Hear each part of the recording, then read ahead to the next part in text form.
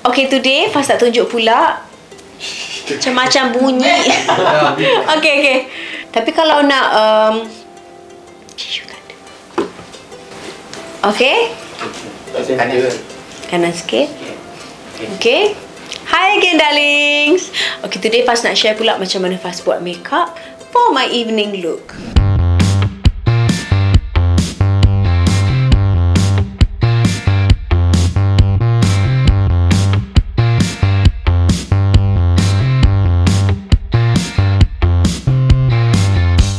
Okay, first sekali, as you all know, Faz sekarang dah ada some makeup on. So, all I need to do is just enhance a little bit more dekat mata Faz. And then maybe tukar warna bibir. So, Faz akan gunakan this palette. Ada macam-macam colour yang Faz suka.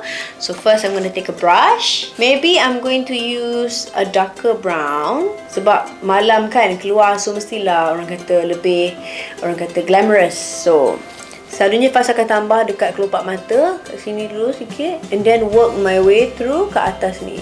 Apply kat bawah ni sikit and then work my way up to the socket ataupun what as they call it, deep set. Macam tu saja, okay? So darker brown mix with this brown and then sini sikit, work my way up ke socket tu. Lightly je kita apply dengan brush supaya tak terlalu banyak, okay? Then blend sikit bawah ni lagi just in case.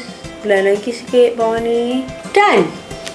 Dan Faz akan add a little bit of mascara sikit supaya mata lebih enhance. Mascara pun lagi nampak bulu mata kita tu. Okay, done.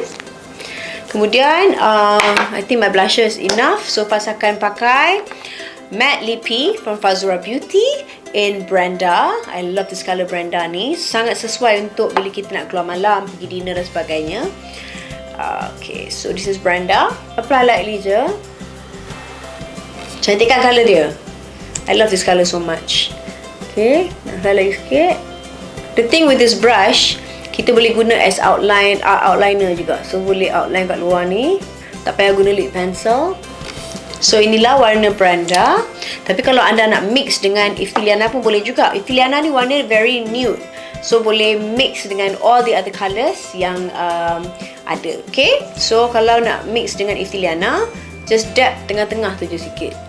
Okay, and then use your fingers. That maybe a bit more kat atas ni. And you're done. You're ready.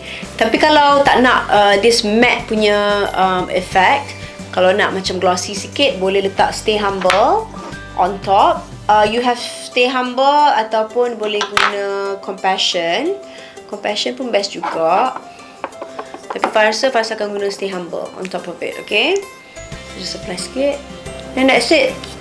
Tak payah risau tentang bibir akan jadi kering ke the whole night. Sometimes bila pakai lipstick, especially matte lipstick ni, kadang-kadang dia akan lama-lama dia akan jadi macam kering. So boleh apply Glow Lippy on top as lip balm, a little bit of colour and also gloss.